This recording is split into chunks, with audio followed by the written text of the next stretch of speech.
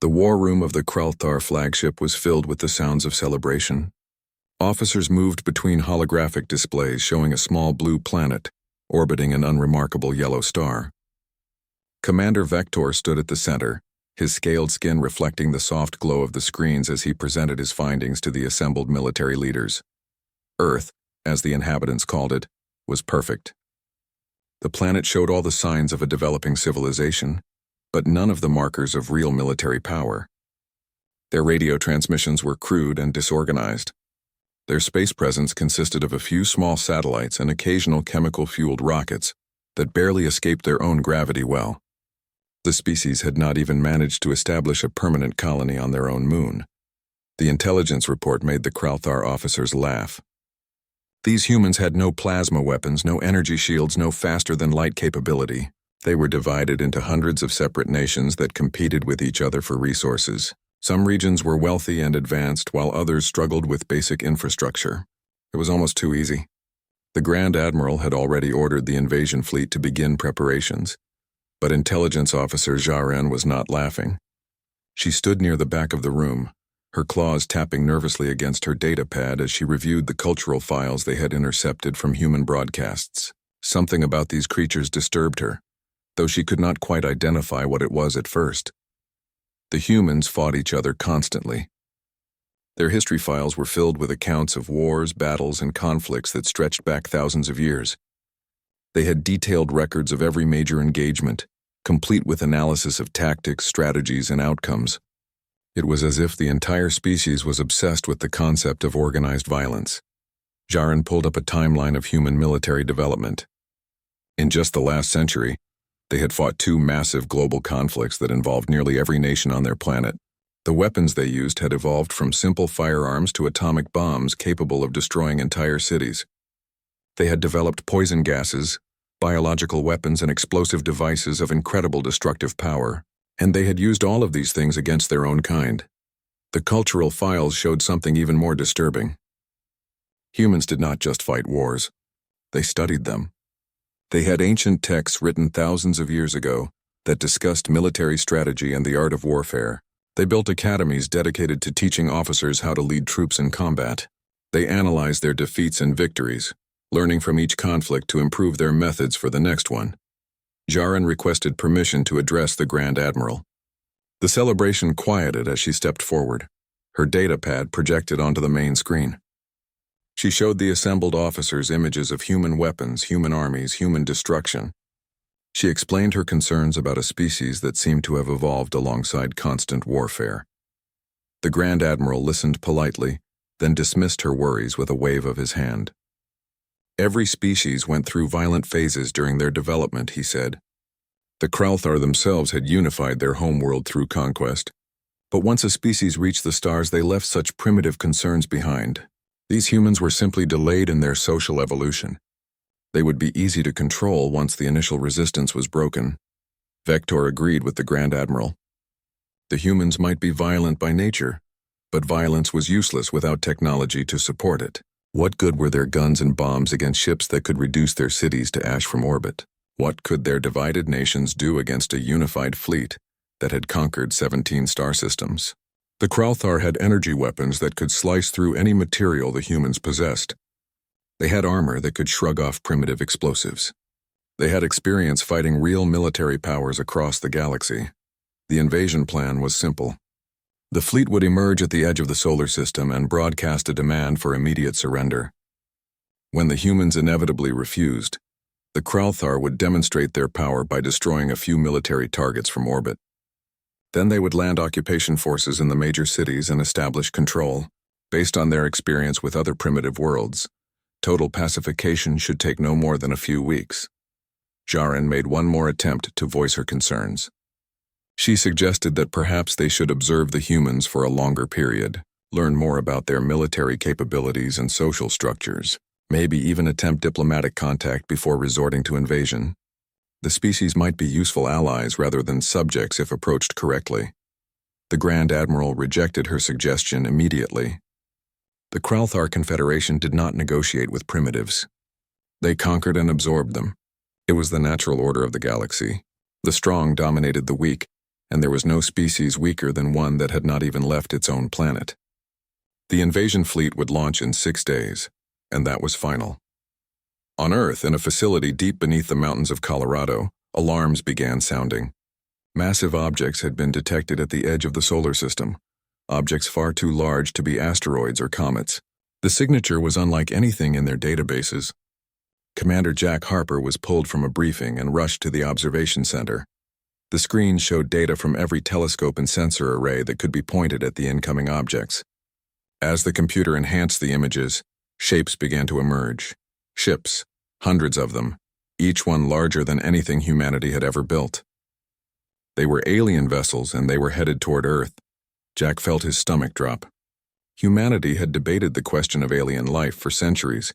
Scientists had searched the stars for any sign of intelligent civilizations. Now they had their answer, and it was arriving with what looked like a military fleet. Within hours, the detection had been confirmed by space agencies around the world. An emergency session of the United Nations was called.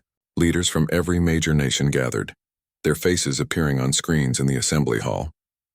For once, the usual political divisions seemed insignificant. Humanity faced something that transcended borders and ideologies. General Nathan Cross of the United States military was appointed as the chairman of a newly formed United Earth Defense Council. It was a desperate measure born of desperate circumstances. Nations that had been rivals for generations agreed to share military resources and technology. Orders went out to every armed force on the planet. Prepare for invasion. Jack Harper found himself promoted and reassigned to the Space Force Command Center. His job was to coordinate humanity's orbital defenses such as they were. A handful of satellites with experimental weapons, a few dozen missiles capable of reaching high orbit. It was nothing compared to what was coming, but it was all they had.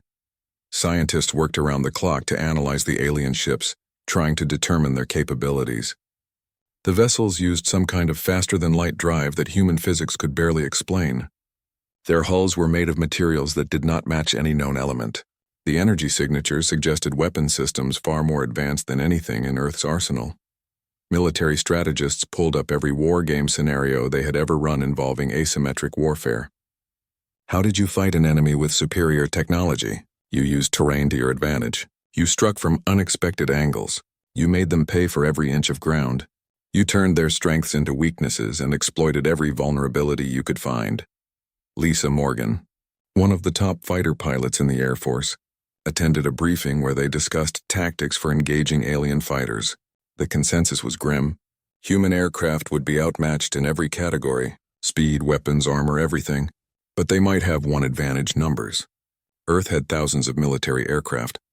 If they could coordinate their attacks and use swarming tactics, they might be able to overwhelm individual alien ships. As the alien fleet drew closer, humanity made its final preparations. Missile silos that had been built during the Cold War were activated and loaded. Artillery was positioned in cities around the world. Soldiers took up defensive positions. Civilians were evacuated to underground shelters when possible, though everyone knew the shelters would not save them if the aliens decided to use their most powerful weapons. The message came 3 days before the fleet reached Earth orbit. It was broadcast on every frequency, translated by alien computers into broken, barely understandable English. The meaning was clear enough. Surrender everything. Submit to Crowthar rule. Resistance would be met with extermination. General Nathan Cross recorded humanity's response. It was brief, defiant, and very human. He looked into the camera and spoke 2 words that would echo across the galaxy. Come and take it. The trap was set, though neither side knew it yet. The Crowthar thought they were springing a trap on primitive humans. The humans knew they were fighting for survival with nothing but courage and cunning. Neither side understood that Earth itself was about to become something far more dangerous than anyone expected. The Crowthar fleet emerged from faster-than-light travel in a formation that had intimidated countless worlds before. 300 warships arranged in perfect geometric patterns, their hulls gleaming in the light of Earth's sun. The sight would have been beautiful if it were not so terrifying. From the bridge of the flagship, the Grand Admiral looked at the small blue planet and felt satisfied. This would be over quickly. Commander Vector stood beside him, monitoring the sensor displays. The humans had detected their arrival as expected. Radio chatter filled the electromagnetic spectrum as the primitives scrambled to respond. Military units were moving into position. Aircraft were taking off from bases around the world. It was almost admirable in a pathetic sort of way. They were going to fight back, even though they had no chance of winning. The first wave of Kralthar fighters launched from the carrier ships. 50 sleek attack craft accelerated toward Earth's atmosphere, their energy weapons charged and ready. The plan was to perform a demonstration run over the major population centers, a show of force to break human morale before the real assault began. Commander Vector expected to lose maybe 1 or 2 fighters to lucky shots from primitive weapons. It was an acceptable cost. On Earth, Jack Harper watched the alien fighters approach on his tactical display. They were fast, faster than anything humanity could build. But speed was not everything. He opened a channel to every military installation on the planet. His voice was calm despite the fear he felt. All units execute Defensive Plan Omega. Light them up. What happened next shocked the Kralthar to their core. The sky erupted with fire and metal. Thousands of missiles launched simultaneously from hidden positions across the globe. Surface-to-air batteries opened fire with streams of explosive rounds. Fighter jets from every nation that possessed them scrambled into the air, their pilots pushing aging aircraft to maximum performance. The space around Earth's atmosphere became a killing zone. Satellites that the Kralthar had dismissed as simple communication devices activated weapon systems. Kinetic kill vehicles, essentially high-speed metal rods, slammed into alien fighters at tremendous velocity. Laser systems designed years ago as experimental projects fired at full power. Nuclear-tipped missiles, weapons that humanity had built to destroy each other, found new targets. The Kralthar fighters had shields, but the shields were designed to stop the energy weapons that most spacefaring species used. They were not prepared for the sheer volume of physical projectiles that humanity threw at them. One fighter went down, then another, then 5 more in rapid succession. The pilots tried to evade, but there were missiles coming from every direction. Human fighters swarmed individual alien craft. Dozens of jets overwhelming single targets with coordinated attacks. Lisa Morgan was in the cockpit of her fighter when she got her first kill. The alien ship was faster and more maneuverable than her aircraft, but she did not need to outfly it. She just needed to get a missile lock. Her wingman kept the alien busy while she positioned herself. When her weapon system beeped confirmation, she fired. The missile tracked its target perfectly and detonated against the alien hull. The fighter exploded in a ball of fire. She did not have time to celebrate. Another alien ship was on her tail, its energy weapons burning through the air where she had been seconds before. She pulled into a hard turn that made her vision gray at the edges. Her radio was filled with voices, pilots calling out targets and positions, ground control directing the chaos. It was like every training exercise she had ever done, except this time people were really dying. By the end of the first engagement, 38 Kralthar fighters had been destroyed. The remaining 12 fled back to the fleet, their hulls scarred and their pilots shaken. The Grand Admiral stared at the casualty reports in disbelief. How had primitives inflicted such losses? Their intelligence reports had said nothing about weapon systems this effective. Intelligence officer Jaren pulled up the combat footage, analyzing the human tactics. She felt a chill run down her spine as she recognized the patterns. The humans were using strategies from their own military history. The overwhelming missile barrage was similar to tactics they had developed for naval warfare. The fighter swarms mimicked techniques from aerial combat in their world wars. They had not invented new methods to fight aliens. They had simply applied old methods designed for fighting each other. The Grand Admiral was furious. He ordered the fleet to move into orbital bombardment positions. If the humans wanted to fight, the Kralthar would simply destroy their military capabilities from space. Capital ships powerful enough to level cities began moving toward Earth. The humans would learn that their primitive weapons meant nothing against the real power of the Confederation, but as the capital ships approached, they discovered another problem. Earth's orbit was filled with debris. Old satellites, spent rocket stages, pieces of destroyed spacecraft, all of it circling the planet in a shell of metal and composite materials. The Kralthar had seen the debris on their scans but had assumed it was just garbage. Now they realized it was a minefield.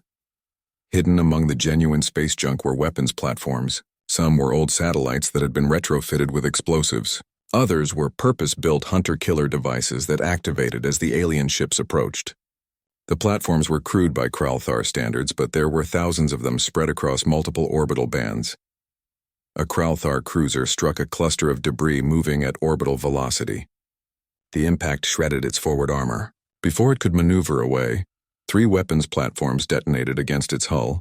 The ship did not explode, but its systems were damaged enough that it had to withdraw. Other capital ships reported similar encounters. The debris field was forcing them into predictable paths, where human weapons could target them more easily. On the ground, General Nathan Cross watched the battle unfold from his command center. Earth was losing, there was no question about that. But they were making the aliens pay for every small victory. Every ship damaged was a ship that could not bombard cities. Every fighter destroyed was one less threat to their aircraft. Humanity could not win a conventional war against this enemy, but they did not need to win conventionally. They just needed to survive. Kyle Peterson was a major in the Army, and he was in charge of defending New York City. He stood on top of a fortified building, watching the sky light up with explosions as orbital bombardment began. The aliens were targeting military installations and government buildings. Missiles streaked down from space, followed by beams of energy that carved through concrete and steel. The city shook with each impact, but Kyle was not just standing there watching. He was coordinating the defense, and the defense was about to get interesting. Scattered throughout the city were mobile anti-orbital weapons, railguns, and particle beams that could reach into low orbit. They had been positioned days ago, camouflaged to look like construction equipment or commercial vehicles. Now they activated and fired. The Kralthar ships were not expecting ground-based weapons that could threaten them. Their shields were oriented to protect against attacks from other ships in space, not from the surface of the planet below. The human weapons were not powerful enough to destroy the alien vessels, but they were powerful enough to damage them, to force them to raise shields in all directions, to make them waste energy defending against threats from multiple angles. Amy Brennan led a special forces team in the ruins of what had been a military base. The aliens had bombed it hours ago, reducing it to rubble. Now a Kralthar landing craft was descending to investigate. Amy and her team waited in the wreckage, completely hidden beneath debris. As the alien soldiers emerged from their craft, the humans opened fire from point-blank range. The Kralthar wore powered armor and carried energy weapons. They were stronger and better equipped than any human soldier. But Amy's team had something the aliens did not expect: knowledge. Knowledge of how to set an ambush, how to choose terrain, how to strike from concealment and disappear before the enemy could respond. They killed 4 aliens in the first volley, then vanished into the ruins before the survivors could locate them. The battle for Earth raged across the planet and in the space above it. The Kralthar had superior technology and firepower. The humans had home-ground advantage and centuries of military experience. Neither side could gain a decisive edge, and that alone was a kind of victory for humanity. They were not supposed to last this long. They were supposed to surrender or be crushed immediately. Intelligence officer Jaren compiled reports from the various battlefronts and realized the horrible truth. The humans were not fighting to win. They were fighting to learn. Every engagement taught them more about Kralthar weapons and tactics. Every captured piece of alien technology was being studied. The humans were adapting, evolving their strategies in real time based on what they observed. The Grand Admiral refused to admit that the invasion was going poorly. He ordered more landing parties deployed, more orbital strikes, more pressure on every front. The humans would break eventually. They had to. No primitive species had ever resisted the Kralthar for this long, and no primitive species ever would. But as the second week of fighting began, the casualty reports told The third week of the invasion marked a turning point, though not the one the Grand Admiral had expected. His fleet was now scattered across Earth's orbital space, with ships assigned to bombardment duty, air superiority patrols, and supply runs. The unified formation that had arrived at Earth was broken into dozens of smaller groups. Each group operated semi-independently, trying to support ground forces or suppress human military activity in their assigned regions. Intelligence officer Jaren stood in the intelligence center, surrounded by screens showing data from every battlefront. She had been analyzing human tactics for days now, barely sleeping, trying to understand the patterns. What she discovered chilled her to the core. The humans were not just fighting randomly. They were executing a strategy, a long-term plan that was only now becoming clear. Every engagement the humans fought, they collected data. They studied how Kralthar shields reacted to different weapons. They observed the flight patterns of alien fighters. They examined the wreckage of destroyed ships to understand their construction. The humans were treating the war like a research project, learning everything they could about their enemy while making them pay for the privilege of being studied. Jaren brought her findings to Commander Vector, who dismissed them as paranoid speculation. The humans were fighting desperately, he argued, using whatever tactics they could manage. There was no grand strategy, just the death throes of a species that refused to accept its fate. The Kralthar would prevail through superior firepower and discipline. On Earth, General Nathan Cross was coordinating what he privately called the real battle. The public fighting, the dramatic space engagements and ground combat, that was just part of the plan. The real objective was time. Every day the invasion continued was another day for human scientists to study alien technology. Every captured piece of equipment was rushed to research facilities hidden underground. Jack Harper had been reassigned from space defense to technology recovery. His team's job was to salvage intact alien systems whenever possible. They had recovered shield generators, power cells, navigation computers, and even a few intact weapons. Human scientists were reverse engineering everything at a breakneck pace, trying to understand principles that were centuries beyond Earth's technology. The breakthrough came from a research facility in Japan. Scientists there had been studying a power cell from a destroyed Kralthar fighter. They could not duplicate the technology, not yet, but they understood enough to create countermeasures. The alien shields operated on specific frequencies. If you hit them with enough energy at the right frequency, they overloaded. The information was immediately shared with every military unit on Earth. Lisa Morgan got the new weapon pods installed on her fighter 3 days after the discovery. They were crude adaptations of industrial lasers, tuned to the frequency that disrupted Kralthar shields. The first time she used one in combat, she watched in amazement as her beam punched straight through an alien fighter's defenses. The ship went down and suddenly the odds were a little less impossible, but weapons were only part of the equation. The humans needed to hurt the Kralthar fleet itself, the capital ships that were pounding Earth's cities from orbit. Those vessels were too heavily armored for any human weapon to seriously damage. Kyle Peterson proposed a different approach during a strategy meeting. If they could not destroy the ships, maybe they could disable them. The plan was insane, but desperation bred creativity. Small teams of soldiers would use captured alien shuttles to approach the capital ships. They would board the vessels and sabotage critical systems from the inside. It was a suicide mission, and everyone knew it. Kyle volunteered to lead the first team personally. To his surprise, he had more volunteers than he could use. The boarding operation launched on a moonless night, though night and day meant little in the chaos of constant warfare.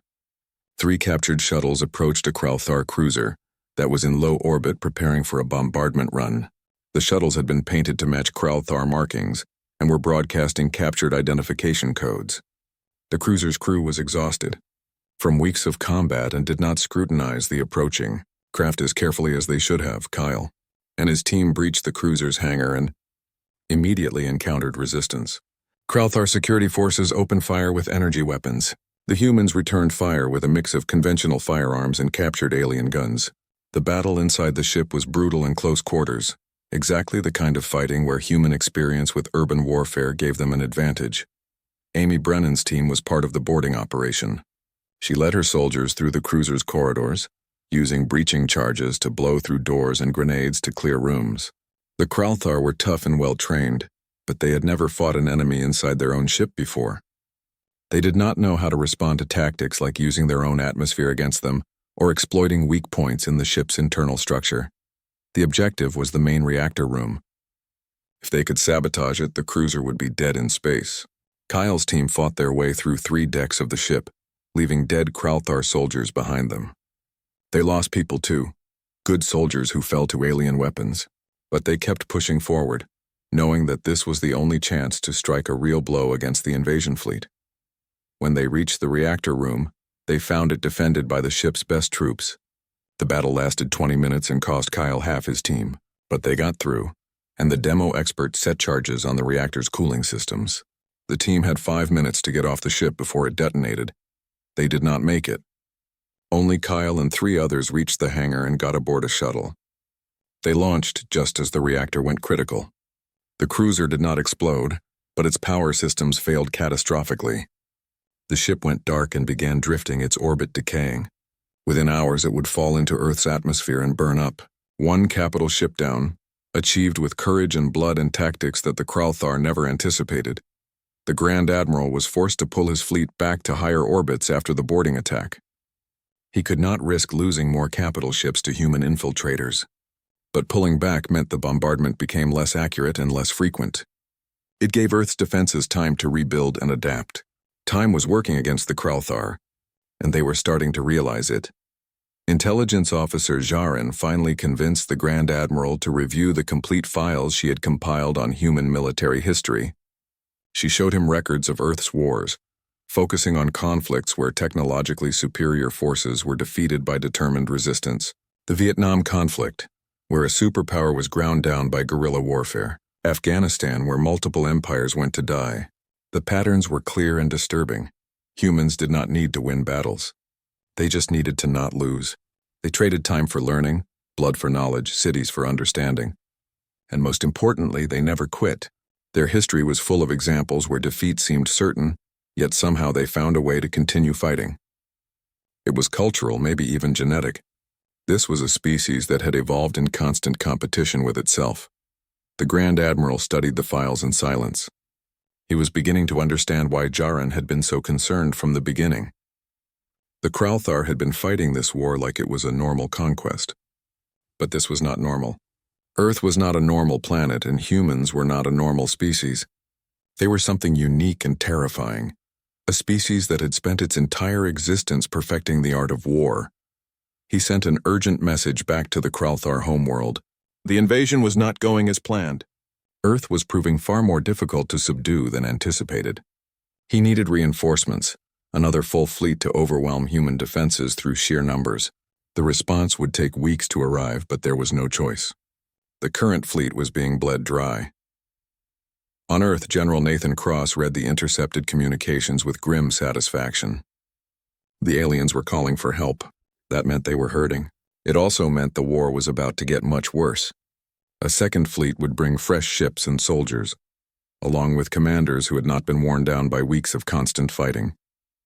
Earth needed a miracle, or at least a very good plan. Steve Ramirez was a colonel who specialized in guerrilla warfare. He had been training resistance cells in occupied territories, teaching civilians how to fight back against Kralthar occupation forces. His methods were brutal and effective. Ambushes, sabotage, assassinations, all the ugly necessities of asymmetric warfare. The aliens called it terrorism. Steve called it survival. He proposed a new strategy to the Defense Council. Instead of trying to hold territory, which they could not do against a superior enemy, they should make every meter of occupied ground cost the aliens dearly, turn every city into a maze of death traps, make the Kralthar afraid to patrol their own conquered zones, force them to waste resources defending against threats from every direction. The strategy was approved and Steve got to work.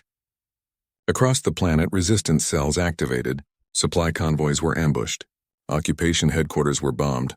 Alien soldiers found themselves under attack, even in areas they thought were secure. The Kralthar tried to respond. The 5th week of the invasion brought news that struck fear into every human heart. The second Kralthar fleet had arrived at the edge of the solar system. 300 fresh warships, their crews rested and their weapons fully charged, began the journey toward Earth. The intercepted communications were clear. This time the Kralthar would show no mercy.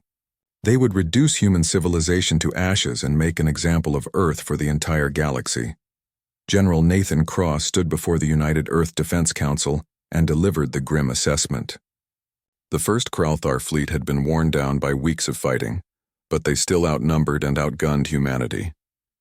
The second fleet would tip the balance completely. Earth could not survive a two-front assault. They needed a desperate gamble, a plan so audacious that it might actually work precisely because no one would expect it. The plan was simple in concept, but terrifying in execution. They would lure the remaining ships of the first fleet into a trap near Earth's moon, then use nuclear weapons on a scale never before attempted.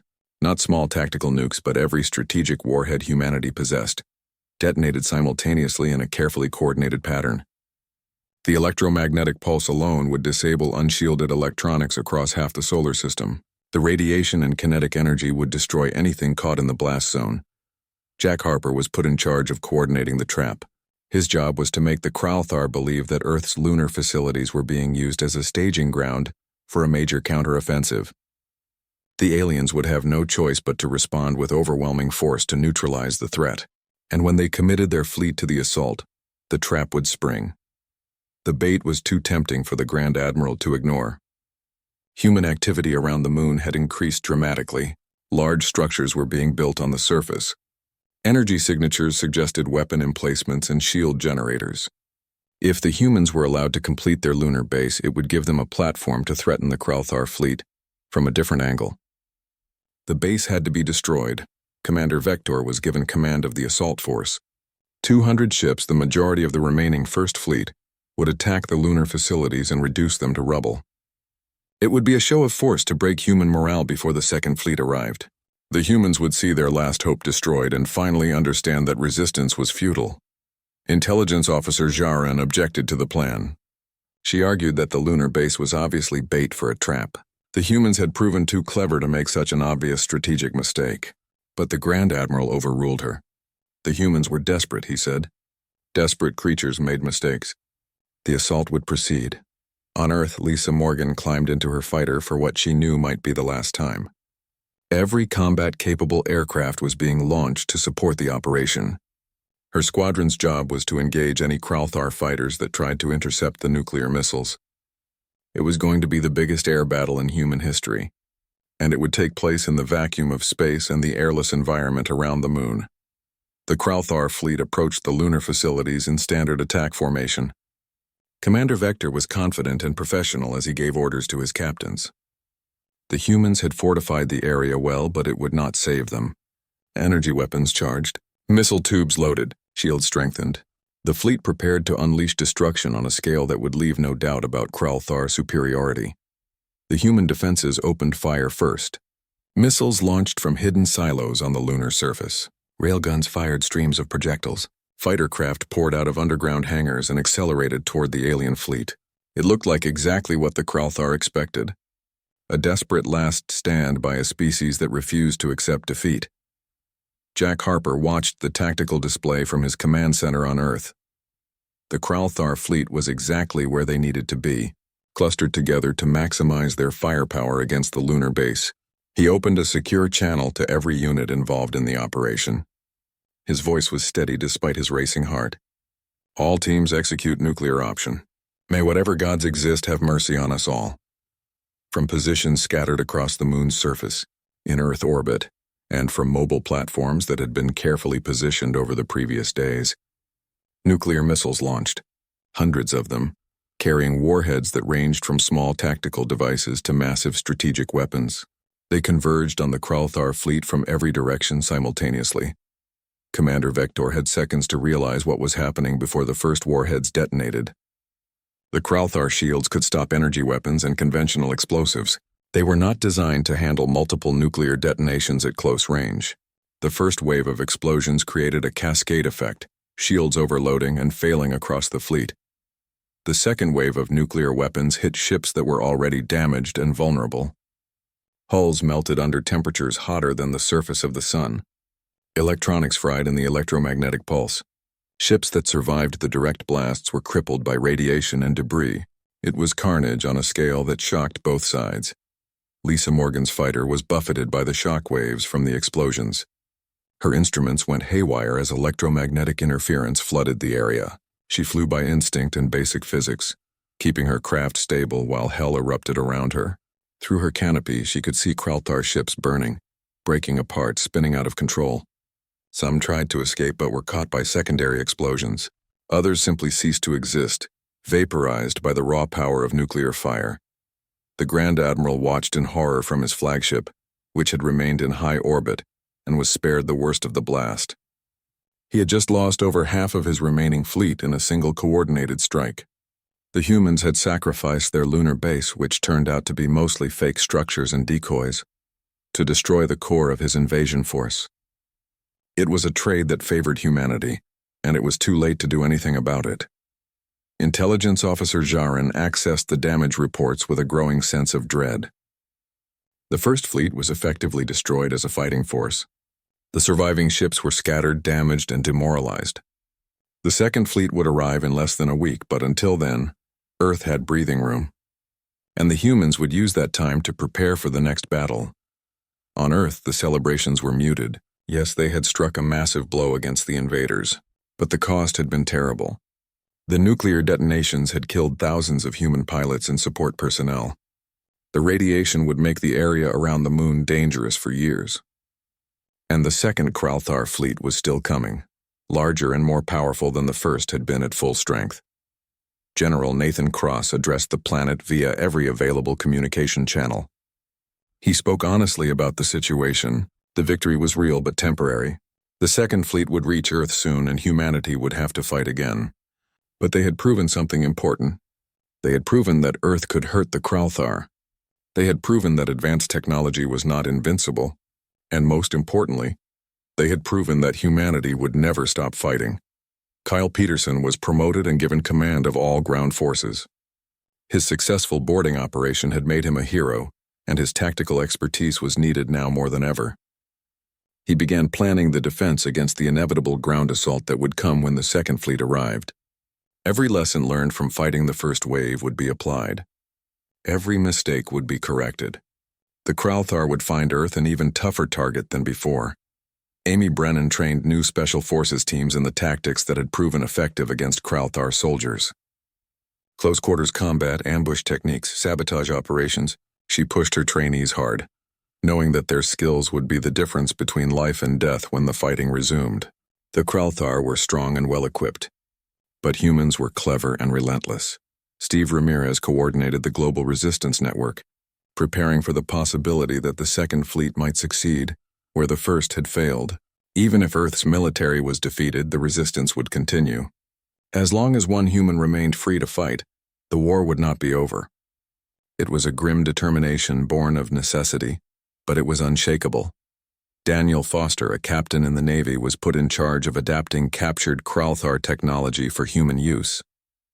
The scientists had made progress understanding alien systems, but turning that understanding into working weapons would take time they might not have. Daniel drove his team mercilessly, knowing that every new weapon system could save lives when the Second Fleet attacked. Ellen Hayes continued her raids on Kralthar supply lines with her converted civilian fleet. The surviving ships from the First Fleet were trying to regroup and resupply, and she made sure that process was as difficult as possible. Every ton of supplies destroyed was resources the aliens could not use. Every ship damaged was one less threat to Earth. As the days counted down to the arrival of the Second Fleet, both sides prepared for the decisive battle. The Kralthar were determined to crush Earth and make an example of the stubborn humans. The humans were determined to survive no matter the cost. Neither side could afford to lose, and neither side was willing to surrender. The second Kralthar fleet arrived with all the confidence of conquerors who had never known defeat. Admiral Kreshamar commanded this force, and he had studied the failures of the First Fleet carefully. He would not make the same mistakes. The humans had proven tricky and resilient, but ultimately they were still primitives fighting with crude weapons. Superior numbers and firepower would prevail. The new admiral received a communication from the survivors of the First Fleet. The Grand Admiral's flagship had limped to the edge of the system, along with a handful of other damaged vessels. The report was sobering. Earth's defenses were far more capable than intelligence had suggested. The humans fought with a ferocity and cunning that seemed impossible for a species at their technological level. Admiral Kreshamar listened, then dismissed the warnings as the excuses of defeated commanders. His fleet would not be so easily fooled. They would maintain tight formations to prevent being surrounded. They would keep ships in reserve to respond to surprises. They would use overwhelming force from the start, no holding back to intimidate the enemy. Earth would be reduced to submission through sheer destructive power, and any resistance would be met with total annihilation. On Earth, General Nathan Cross stood in the command center and studied the tactical projections. The numbers were clear and unforgiving. Even after the devastating nuclear trap, Earth's forces were outnumbered and outgunned. The Second Fleet was fresh, undamaged, and prepared for human tactics. A conventional defense would fail within days, maybe hours. They needed something unexpected, something the Kralthar would never anticipate. The solution came from an unlikely source. Daniel Foster had been working with captured alien technology, specifically the faster-than-light drives. The drives required exotic matter that humans could not manufacture, but they did not need to. They had dozens of intact drives from destroyed Kralthar ships. Daniel's team had figured out how to weaponize them. A faster-than-light drive created a bubble of warped space-time around a ship. If you destabilize that bubble at the right moment, the resulting explosion would release enough energy to destroy everything nearby. Turn a drive into a bomb, attach it to a missile, and you had a weapon that could crack open even a Kralthar capital ship. The catch was that each weapon required a complete alien drive unit. Earth had maybe 40 usable drives total, 40 chances to hit 40 targets. Jack Harper was given command of the FTL missile program. Each missile would be piloted by a volunteer, someone willing to fly a barely tested weapon into the heart of an enemy fleet. The pilots would guide their missiles close enough to capital ships to ensure hits, then trigger the drive destabilization. None of them would survive. It was a suicide mission on a scale that made the lunar trap look merciful by comparison. Jack expected to have trouble finding volunteers. Instead, he was overwhelmed with applicants. Pilots, soldiers, even civilians who had lost everything to the invasion. They all wanted a chance to hurt the aliens. Jack chose carefully, picking people with the best piloting skills and the steadiest nerves. Then he personally spoke with each one, making sure they understood this was a one-way trip. Lisa Morgan was among the volunteers. She had survived too many close calls already and knew her luck would run out eventually. At least this way, her death would count for something. She would take a capital ship with her, and the crew aboard it would never threaten another human world. Jack tried to talk her out of it, but she was firm. This was her choice, and she was at peace with it. The Second Fleet began its assault on Earth with a bombardment that made the first invasion look restrained. Admiral Kreshmar had no interest in occupation or subjugation. He would simply kill enough humans that the survivors would beg to surrender. His ships spread across high orbit and began systematically destroying every military target they could identify. Kyle Peterson watched cities burn from his command post. The Kralthar were not making the mistake of sending ground troops until resistance was broken. They were content to pound Earth from space, destroying infrastructure and killing millions. It was a strategy born of frustration and anger, a desire to punish humanity for daring to resist, and it was working. Earth's defenses were being overwhelmed. General Nathan Cross gave the order for the FTL missile strike. It was now or never. If they waited, there would be nothing left to defend. 40 missiles launched from hidden sites around the globe. Each one carried a volunteer pilot and a destabilized faster-than-light drive. They accelerated toward the Kralthar fleet, their signatures masked by the debris and energy from the ongoing battle. Admiral Kreshmar detected the launches and dismissed them as more primitive missiles, no different from the thousands the humans had already fired. His ships activated point defense systems and continued the bombardment. The missiles got closer, dodging interceptor fire with skill that suggested human pilots rather than automated guidance. Still, the Admiral was not concerned. His shields would stop anything the humans could throw at them. Lisa Morgan was in the lead missile, her hands steady on the controls as she wove through alien defensive fire. Behind her, other pilots followed, each one focused on their assigned target. The capital ships loomed larger on her display. Almost there, just a little closer. She thought about her family, her friends, everyone she had lost in this war. Then she triggered the drive destabilization, and everything turned to white light. The explosion that consumed Lisa's missile and her target was like a miniature star being born and dying in seconds.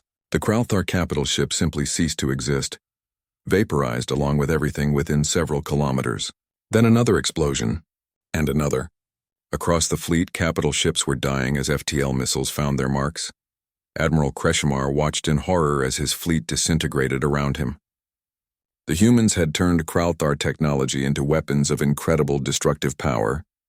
37 capital ships destroyed in as many seconds, the backbone of his fleet gone. The survivors were scattered, their formations broken, their crews shocked and demoralized. On Earth, the celebrations were real this time, even as people wept for the 40 heroes who had sacrificed everything. The Second Fleet was crippled, no longer capable of the sustained bombardment that had been destroying the planet. But the battle was not over. Admiral Kreshamar still had cruisers, destroyers, and fighters. He could still hurt Earth badly. The question was whether he would commit his remaining forces or retreat. Intelligence Officer Jarin, who had transferred to the Second Fleet before its departure, now stood before Admiral Kreshamar and spoke the words she had been trying to say since the beginning. Earth was not a normal conquest. The humans were not a normal species. They had evolved through constant warfare, perfecting violence over thousands of years. Every tactic the Kralthar used the humans had seen before and developed counters. Every weapon system could be turned against its makers. Earth was a trap, not because of any specific defense but because of what humans were. Admiral Kreshamar looked at his surviving ships and made a decision that would define his career. He ordered a full retreat. The Second Fleet would withdraw to the edge of the system and wait for further orders from the homeworld. The cost of conquering Earth had become too high. The Kralthar Confederation would have to reconsider its approach to these impossibly stubborn primitives. General Nathan Cross received the news of the alien retreat with a mixture of relief and exhaustion. Earth had survived. The cost had been staggering. Millions dead and entire cities reduced to ruins, but they had survived. More than that, they had learned. Captured alien technology was being reverse-engineered at facilities around the world. Human scientists now understood the principles of FTL travel, energy shields, and advanced weapon systems. Jack Harper stood at the window of his office and looked up at the stars. The Kralthar would be back someday. Or maybe another alien species would come seeking to test humanity's defenses. But Earth would be ready.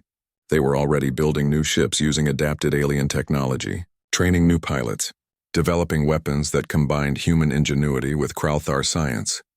Kyle Peterson walked through the ruins of New York City, coordinating reconstruction efforts. The war had changed everything. Nations that had been rivals for generations now worked together seamlessly. The old divisions seemed petty when faced with the reality of a hostile galaxy. Humanity was unified in a way it had never been before, forged together by the fires of an invasion they had somehow survived. Amy Brennan trained the next generation of soldiers in tactics that would defend Earth against future threats. She taught them everything she had learned fighting the Kralthar: how to turn enemy technology against them, how to use terrain and environment as weapons, how to fight smart instead of fair. Her students would carry those lessons forward, ensuring that Earth would never again be caught unprepared. Steve Ramirez was promoted to lead Earth's new intelligence service, focused on gathering information about the galaxy beyond. If there were other alien species out there, humanity needed to know about them, needed to understand their capabilities and intentions. The Kralthar had taught Earth a valuable lesson about the importance of good intelligence.